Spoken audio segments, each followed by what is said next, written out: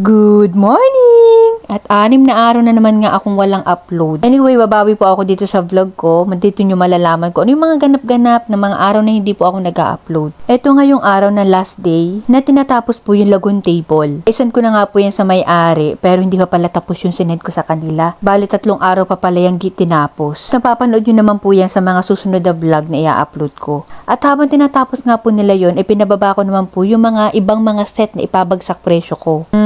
Ayan na naman kayo. Diyos ko, lumalaki na naman ang mga mata-mata. So, bali 3 to 4 seaters po yan. Ang size po niyan ay 85 inches kasama po ang headrest. Water resistant po ang cover niyan and tufted po yan and loose cushion po. 6 inches thickness, walang damage at bagong gawa po yan. Dahil malapit na po ang Pasko ay binabagsak presyo ko po ito sa halagang 28,000 pesos. May kasama po yung mga true pillows free. Sukat naman po niya sa pinakang upuan ay 66 inches. And syempre makapal din po ang foam niyan, 6 inches thickness at removable po.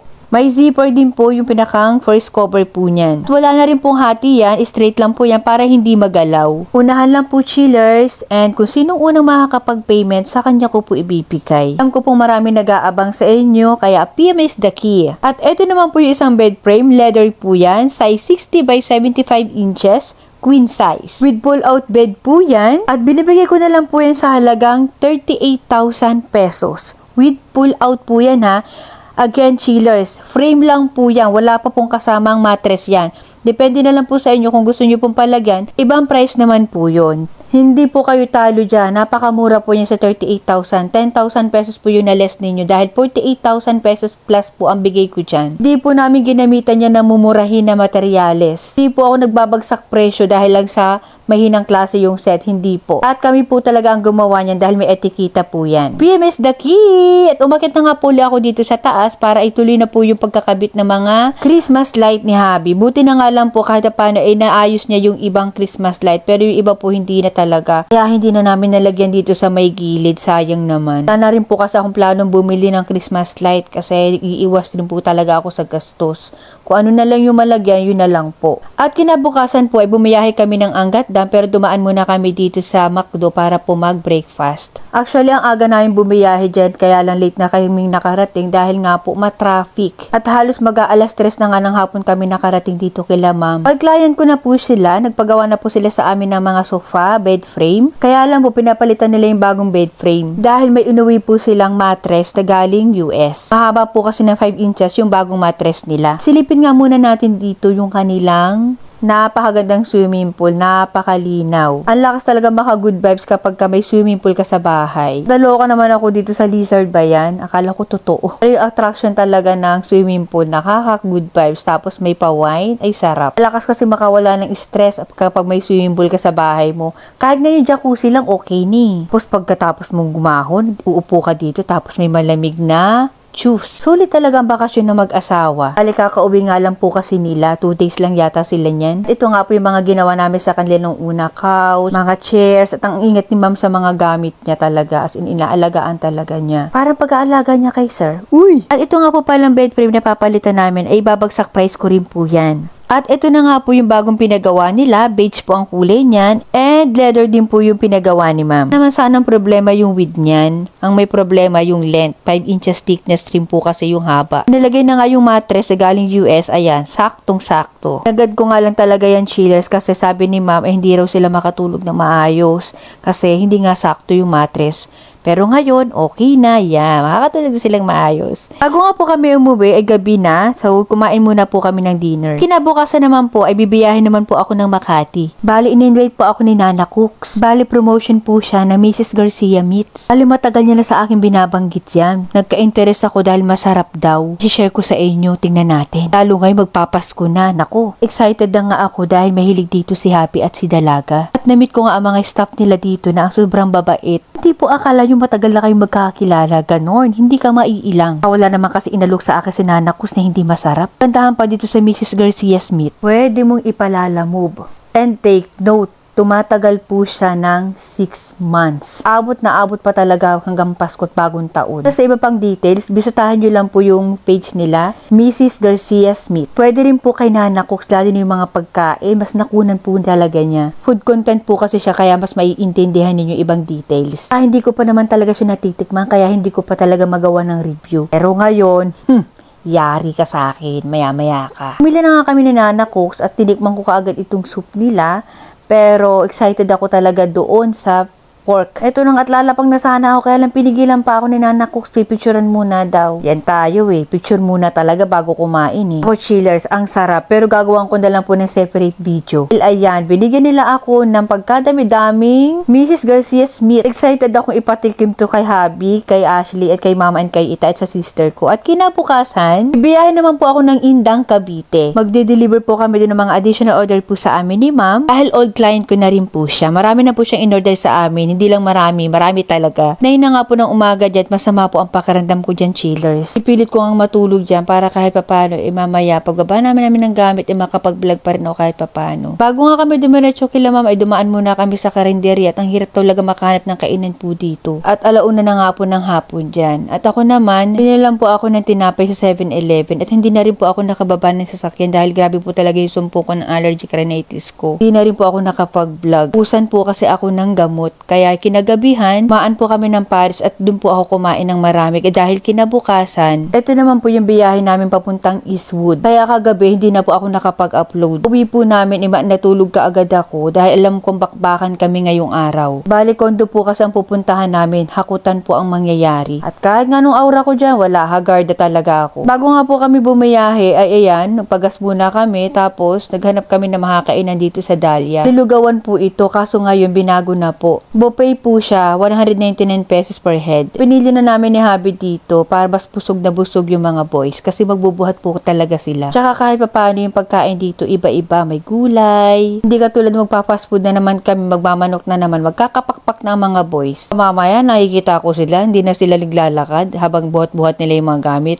Lumilipad na sila. Diyan nga yung pagkain ni Habit, ako naman kumain lang din ng konti. Review naman sa food, okay na okay naman, sakto lang, pati yung lasa. Yung pansit lang napansin ko, medyo naalatan lang ako. Kasi Habi, binigyan niya ako ng kape kasi alam naman niyang lagi ako nagkakape tuwing umaga. Review din po nga pala sa kape kasi importante yun, hindi siya masyadong masarap. But the rest, okay na okay po. Yung mga staff nila lalo na napaka-bait, lagi nakangiti. At mga 10 AM nga po ay nakarating na kami dito sa pinaka-location namin at naghanap po kami ng gasoline station para dun muna mag-i-stay yung truck. Kaya lang po hindi kami pinayagan, so naghanap uli kami ng panibagong pwedeng pag-istihan ng truck. Buti na nga lang, pinayagan kami dito sa Petron. Sinabi kasi namin aabutan na lang namin sila. Hindi nga po maghahakot kami. Hindi po kasi pwedeng ipasok yung truck doon sa loob. Alam nyo ba, chillers, napakahigpit sa lugar na to. Dito to sa Eastwood. Sabi nga nila, lugar to ng mga mayayaman. Ang hirap talaga pumunta sa mga lugar ng mayayaman, sabi nila. At pumasok na nga po kami dito sa mall parking. Bago po kasi kami pumunta dito, ay nag-ocular muna kami ng masinsinan talaga dahil alam namin ang pwedeng mangyari at yung mga bawal. Isa to sa inocular namin. Yan. Nakikita nyo dilaw na yan. Tatama po kasi yan dun sa upload namin. Kaya tinanggal po namin yun kanina. Hindi ko na nga lang nakunan.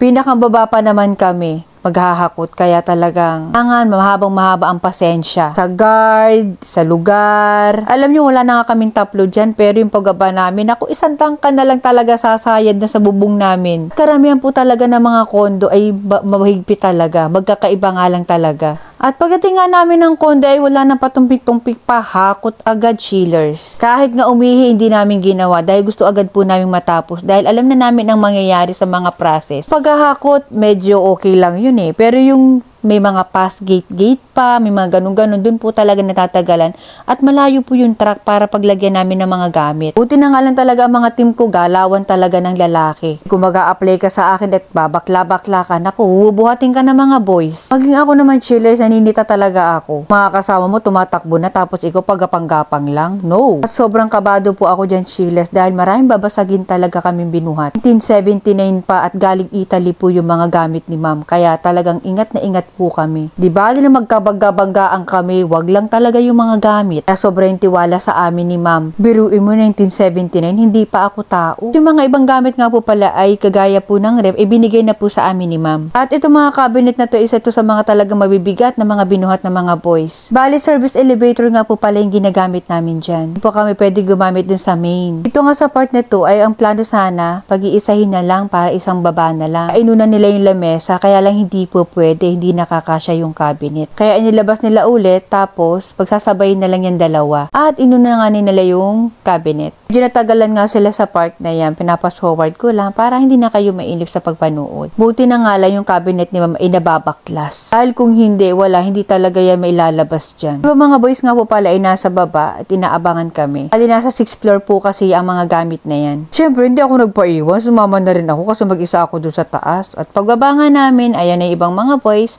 tutulong na sila sa pagbubuhat. May kabigatan po talaga, grabe. Okay lang kasi nakautot naman na po ang lahat dyan. Grabe chillers yung cabinet na yan talaga, antik na. Alam kong mahal na mahal ng may-ari yan. Medyo natatagalan din kasi yung pagbubuhat nila dyan dahil nga may salamin po. Hindi siya pwedeng basta mo nalang ibababa, ganyan, dahan-dahan lang talaga. At kung hindi ako nagkakamali, ay nakakadalawang hakot na nga po pala sila dyan. Bali, magpaparenovate po kasi si ma'am ng kondo, kaya lahat ng mga gamit po dun ay talagang kailangan na niyang palitan o ipa-upgrade po yung iba. At kakauwi lang din po ni ma'am, hindi ko nga lang matandaan kung saan bansa po siya galing. At kahit pa paano nakakalahati na kami, ito na nga yung sunod. At itong patungan ng tibay, binigay na rin po sa amin ni ma'am. Dito na tayo sa isa pa sa pinakamasela na hinakot nila, ang salamin ng lamesa ni ma'am. Nakakaba, buti na nga at makapal po yung salamin. At ito nga po palang oven, ay ibinigay na rin po niya sa amin ni ma'am. Sakto, magagamit yan ni Dalaga. Ngayon po kinakahiligan din kasi ni Dalaga na magluto ng mga cookies, cake, ganon. Tatawa nga ako sa part na to kasi hawak-hawak nila yung salamin. Hinihintay talaga nilang pagbaba ng elevator. Hindi nila pwedeng ibaba. Buti na nga at walang nautot sa part na yan dahil kung hindi, nako, kahalo ang balat sa tinalupan. Paminsan-minsan talaga sa mga ganitong karaming hakutan, hindi may iwasan mayroon ng may amoy kalabaw na dyan. Kaya nga ako, padalas ako nagregalo sa mga boys ko na mga pabango kasi gusto ko mabango kahit pawisan ka na. Malapit ng next itong oven. At sa wakas, ito na nga yung last na hakot at mag-or na po ng hapon dyan. Hindi pa kami nagla-lunch. Wala din pong snack. Ay, wala naman po talagang gamit pa doon sa kondo na pwede namin gamitin. Dahil kakauwi nga lang nila ma'am. And shoutout po pala kay Mami Zenaida Ibasco. Hello po. Mami po siya ni ma'am. So, ang diskarte naman po ng mga boys dito sa mattress, tinali nila yan, pinipili nila para maipasok po si L3. Kahit gaano katigas, hindi ka tatagal dyan sa mga yan. Malalakas yan. Kung tutuusin po talaga dapat dalawang hakot pa. Kaso pagod na po talaga. Kaya pinilit na talaga namin na idalhin na lahat. Aayusin pa din naman yung ref na yan. Kaya laban na. Pinahiga na namin kahit dapat nakatayo yun. Diretso na nga kami dito sa pinagtatambayan ni Asay, yung truck, para mailipat na uli yung mga iba pang gamit. Akala nga namin 2 PM tapos na kami. Buti na nga na itong gasoline station ay malawak at wala masyadong sasakyan. Shout out dahil pumayag po sila na dito kami magparking at magload. Iba po kasi mga gasoline station, hindi po sila pumapayag. Ang dadamot ninyo, ang sasama ng ugali ninyo. Uy! Sarot lang. Magpo 4:30 na nga po ng hapon yan. At alam ko pong gutom na yung mga boys. Wala nang po magagawa. Ganun talaga. May pagkakataon talaga na nangyayari po yan. Dahil nga kung may dala kaming truck, hindi po kami pwedeng kumain sa mga fast food dahil wala po mapaparkingan. Kaya tiis pa more. Dumiretso na po kami dun sa madalas namin kinakainan na kupo. Malapit po dito sa amin. May po kumakain dito kaya tawang-tawa ako kay Habi dahil bumaba ka agad tapos pumunta doon sa isang kubo na walang tao. Dito nga po pala ito sa Batangas Best Lechon. Kung hindi po ako nagkakamali ay nasa 6:30 na po ng hapon yan. And maraming salamat po ma'am sa binigay po ninyo na tigti 300 pesos po sa mga boys. Bukod po doon nagbigay din po siya ng 3,000 pesos para po sa pagkain namin. Dahil nagpapasko na, ayan, binigyan din namin yung bata ng nangaruling. Ang aga naman. Ay, grabe na talaga yung gutom. Ayan, 3,000 pesos talaga inubos ko lahat sa pagkain nila. Ubusin nyo hanggang lumabas ang pusod nyo. Automatic na talaga yan, tigda 2 rice yung mga yan. Sabi nga nung isa, ang sama na daw ng pakiramdam niya. Ang tingin daw niya sa aso, lechon manok na. Tingin mo kasi dyan, may libreng sabaw. Inihigop agad talaga ng mga boys, naawa ako chillers. Sabi ko, kalmahan muna ng pagkain kasi mayroon pang darating. Katulad niyan. At yung bihon, hindi ko na nga lang nakunan. Maraming salamat po, ma'am. Masaya po kami kahit sabihin na medyo napagod tayo kasi si ma'am napagod din niya kakaantapay sa amin. Bali, kausap ko po siya habang nagdahakot yung mga boys. Okay. 6:05 pa lang pala. Andito na nga kami ngayon sa bahay at ito nga po pala sa mga pasalubong sa amin ni ma'am. May binigay po siya sa akin na wine, tas chibas kay hubby, t-shirt, na hindi naman po sa kanya kasya, kaya akin na lang yan. Tapos ito, chocolates, bibigay ko yan kay Dalaga.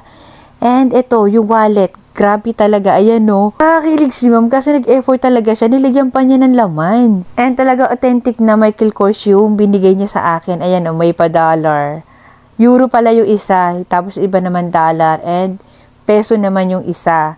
Ayan. Ay, ma'am, na-appreciate ko talaga to. Sobra, thank you so much po. Ito daw yung ganyan. Kaya nga ako pag nagbibigay din ako, nilalagyan ko kahit papano ng laman kapag wallet. Awan ko ba kung totoong pamahiin yun. So, ayan, mga baso, pinggan, binigay na lang sa amin ni ma'am. Ang gaganda, microwavable pa yan. Maraming salamat po. Hindi pa man Pasko, parang Paskong-Pasko na. Sa mga gusto pong umorder, nasa screen po ninyo aming contact number. Sa price naman po, ayan po, pakibasa na lang din. Mura pero hindi basura. Thank you for watching and subscribe ka na!